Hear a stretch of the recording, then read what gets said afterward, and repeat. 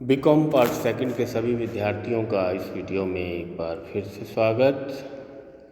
और आज हम मैनेजमेंट विषय को ही आगे बढ़ा रहे हैं। कल तक हमने मास्लो की आवश्यकता क्रमबद्धता विचारधारा का अध्ययन किया। उसको विस्तार से समझने के पश्चात एक नई विचारधारा, जिसको हम फ्रेडरिक हर्ज़बर्ग की विचारधारा कहते हैं, का अध्ययन कर रहे हैं। इसको हर्ज़बर्ग की द्विघटकीय आरोग्य विचारधारा का नाम दिया गया है। अमेरिका के व्यवहारवादी मनोवैज्ञानिक फ्रेडरिक हर्ज़बर्ग एवं उनके सहयोगियों ने अभिप्रेरण की इस विचारधारा का प्रतिपादन किया। उन्होंने एक कंपनी के 200 कर्मचारियों की कार्य प्रवृत्तियों के शोध पर यह विचारधारा दी है और इस विचारधारा में यह जानने का उन्होंने प्रयास किया कि कर्मचारी कब सबसे अच्छा तथा कब सबसे बुरा महसूस करते हैं।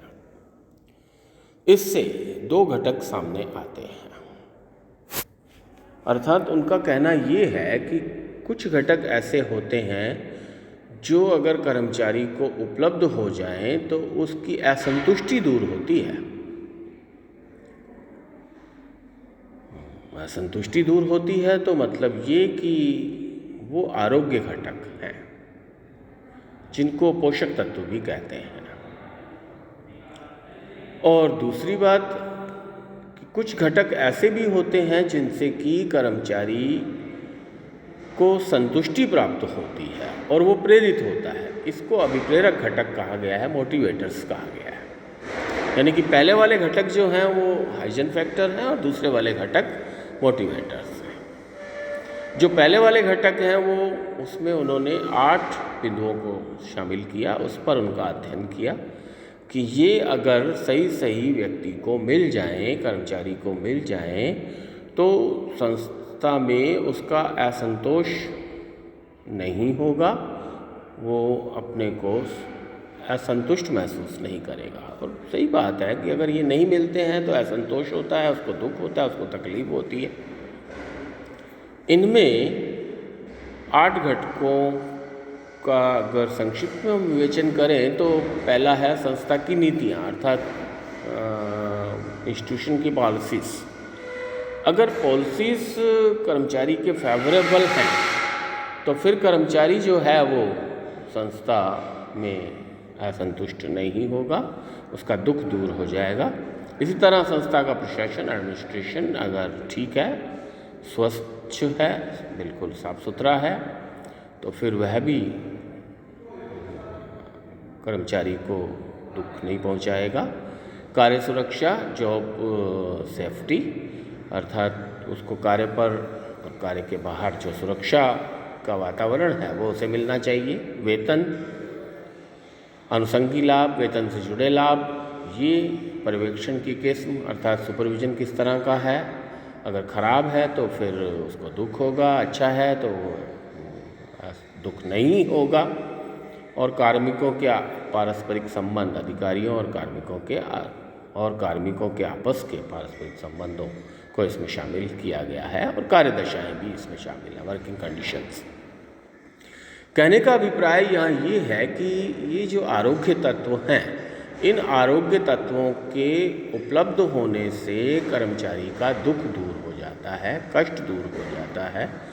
संतुष्टि की बात तो वो बाद में सोचेगा, पहले उसे अपने दुखों को दूर करना है, उसकी अपनी तकलीफ़ों को दूर करना है। और ये कहते हैं हर्ज़बर्ग और उनके सहयोगी। उनका कहना है कि अगर ये सब जो 8 तत्व हैं अगर संस्था में पॉजिटिव हो, सकारात्मक हो, तो कर्मचारी जो है वो उसके दुख दूर हो जाएंगे, असंतोष महसूस नहीं करेगा। उसके पश्चात है दूसरे घटक, अभिप्रेरक घटक, मोटिवेटर्स, उपलब्धियां, अचीवमेंट्स, मान्यता, रिकॉग्निशन, विकास, डेवलपमेंट, उत्तरदायित्व, लायबिलिटीज, व्यक्तिगत उन्नति के अवसर और कार्य की प्रकृति, जॉब नेचर। ये सब व्यक्ति को प्रेरित करते हैं, प्रोत्साहित करते हैं। और ये सब जब एम्प्लॉय को दिए जाते हैं, वातावरण बनाया जाता है इनका, तो उससे वह भी प्रेरित होता है, अर्थात यहाँ उसे संतोष प्राप्त होता है। तो जो ये लाइन है बीच की, ये कह रही है कि इधर वाले तत्व तो अभी आरोग्य तत्व हैं और इधर वाले तत्व दूसरी तरफ वाले तत्व जो हैं वो अभिप्रेरक तत्व हैं, अर्थात पहले वाले तत्व अगर उसे नहीं मिलते तो उसको असंतोष होता है, और दूसरे वाले तत्व यदि उसे मिलते हैं तो वो अभिप्रेरित होता है। मतलब तत्व तो दोनों ही चाहिए, एलिमेंट्स तो दोनों ही चाहिए। इसको यूँ भी समझा जा सकता है कि एक व्यक्ति अगर रोग से ग्रसित है तो पहले उसका इलाज, उसकी बीमारी को ठीक करना, और उसके पश्चात फिर उसको वापस उस स्थिति में लाना जहाँ बीमारी से पहले था, अर्थात जिस तरह वो हृष्ट पुष्ट था, स्वस्थ था, तो उस तरह उसको ठीक करना। तो कहने का अभिप्राय यहाँ ये हुआ कि हजबर्ग के अनुसार आरोग्य तत्व और अभिप्रेरक या संतोषवादी तत्व, इन दो आधारों पर यह विचारधारा टिकी हुई है। अब इसके गुणों का जिक्र कर लें कि इस विचारधारा का अगर आलोचनात्मक मूल्यांकन हमें करने की आवश्यकता हो तो इसके गुण क्या हैं। तो उसमें पहली बात यह है कि यह उक्त दोनों घटकों में अंतर करती है। बिल्कुल ठीक बात है कि ये विचारधारा जो है वो स्वस्थ तत्वों को अलग रखती है और अभिप्रेरक तत्वों को अलग रखती है, और रखे जाने वाले भी हैं। उसके पश्चात इसमें किन घटकों से असंतुष्टि तथा किन घटकों से संतुष्टि प्राप्त, साफ हमारी स्क्रीन पे दिखाई दे तो रहा है कि ये जो 8 तत्व हैं ये असंतोष को दूर करते हैं, प्रेरित नहीं करते हैं, लेकिन अभिप्रेरक तत्व जो हैं वो प्रेरित करते हैं, तो वो संतुष्टि प्राप्त कराते हैं। तो कर्मचारियों को अगर ये 6 तत्व उपलब्ध कराए जाएंगे तो संतुष्ट होगा, प्रेरित होगा और अधिक संस्था में मन लगाने को, कार्य करने को तत्पर होगा। उसके पश्चात अभिप्रेरण हेतु ठोस उपायों पर ध्यान देती है। जब साफ दिखाई दे रहा है कि ये 8 बातें हैं ये असंतोष नहीं आने देंगी और ये 6 बातें हैं ये अधिक संतोष आने देंगी या उसको प्रेरित करेंगी, तो फिर संस्था प्रधानों को ये सोचना होगा, HOD को ये सोचना होगा कि हम इन घटकों को उपलब्ध कराएं जिससे कि उसका असंतोष भी नहीं हो और अभिप्रेरित भी होता जाए। ये इसका एक लाभ है। उसके पश्चात यह कार्य संतुष्टि के महत्व को स्पष्ट करती है। बिल्कुल ठीक बात है। इस विचारधारा से यह स्पष्ट होता है कि किससे तो संतुष्ट होना और किससे असंतोष दूर होना। यह विवेकपूर्ण विचारधारा, अर्थात इस विचारधारा को रिसर्च के आधार पर, अनुसंधान के आधार पर स्पष्ट किया गया, ये इसका लाभ माना जाता है। लेकिन इसके दोष भी हैं, अर्थात यह विचारधारा आलोचनाओं से परे नहीं है। आलोचकों को बहुत सारी जगह मिल गई इसका आलोचन करने के लिए। जैसे पहली बात जिसको हम दोष भी कह सकते हैं कि कर्मचारियों की 200 की संख्या पर आधारित। बिल्कुल ठीक बात है।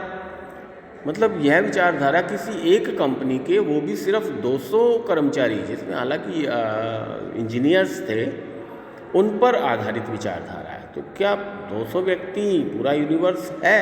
आलोचना करने वाले कहते हैं कि ये हमें समझ में नहीं आ रहा कि 200 तक सीमित व्यक्तियों के अध्ययन को हम अगर सारा संसार मान लें तो फिर ये तो विचारधारा हमें तो ठीक नहीं लग रही है। दूसरा है घटकों का वर्गीकरण कठिन।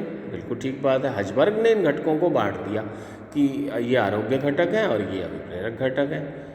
अब जैसे वेतन है, किसी कर्मचारी को वेतन भी तो अभिप्रेरित करता है, तो उन्होंने इसको आरोग्य तत्व में लिया है, जबकि अभिप्रेरक घटक भी हो सकता था ये। तो आलोचना करने वालों को यहाँ भी जगह मिल गई है। उसके पश्चात संतुष्टि एवं कार्य निष्पादन में कोई प्रत्यक्ष संबंध नहीं। जिनको आलोचना करनी थी उन्होंने इस आधार पर आलोचना की है कि ये संतुष्टि और कार्य निष्पादन, मतलब कि ऐसा होने से ऐसी कार्य की संतुष्टि मिलेगी, इसका कोई प्रमाण वो उपलब्ध नहीं करा रहे हैं। इससे अपने हिसाब से उन्होंने ये विचारधारा प्रतिपादित तो कर दी है, लिख दी है, लेकिन वो कर नहीं पाए इसको। उसके पश्चात आरोग्य घटक अभिप्रेरित नहीं करते। बिल्कुल ठीक बात है। हजबर्ग कहते हैं कि, मतलब स्वयं ये कहते हैं कि आरोग्य घटक अभिप्रेरित नहीं करते, लेकिन अभी पहले के उदाहरण में भी मैंने कहा कि वेतन बहुत से व्यक्तियों को, मैं तो कहता हूँ सभी व्यक्तियों को, वेतन अगर नहीं है और वेतन से जुड़े लाभ ही नहीं है तो वो अभिप्रेरित क्यों नहीं करेंगे? अभिप्रेरित तो करेंगे। वेतन के लिए तो व्यक्ति कार्य करने के लिए आता है संस्था में। तो उसके पश्चात अभिप्रेरक घटकों पर पर्याप्त ध्यान नहीं। जैसे इसमें 8 घटक लिए हैं, इसमें 6 घटक लिए हैं, तो ये घटक और भी तो बढ़ाए जा सकते थे। ये तो उपलब्धियां, मान्यता, विकास, उत्तरदायित्व तो और भी बातें हो सकती थी जो अब प्रेरक घटक बन सकते थे। और उसके पश्चात परिस्थितियों में परिवर्तन पर ध्यान नहीं, चूँकि मनुष्य का संबंध मानवीय व्यवहार से है और परिस्थितियाँ बदलती रहती हैं, मानवीय व्यवहार परिवर्तनशील रहता है और इस विचारधारा में ऐसा कुछ दिखाई नहीं दे रहा है।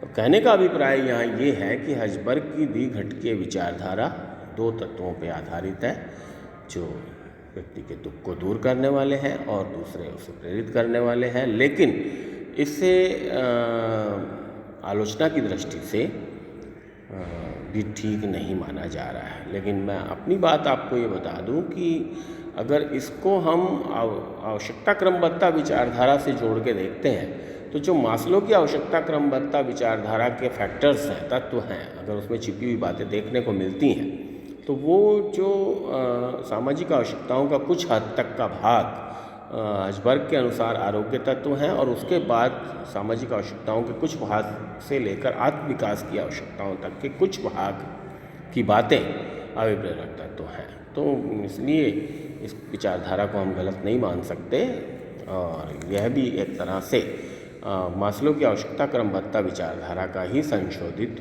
रूप है। एक अच्छी और व्यवहारिक विचारधारा अभिप्रेरण की फ्रेडरिक हर्ज़बर्ग ने दी है और उसका अध्ययन हमने किया, विचार किया, चर्चा की। धन्यवाद, नमस्कार।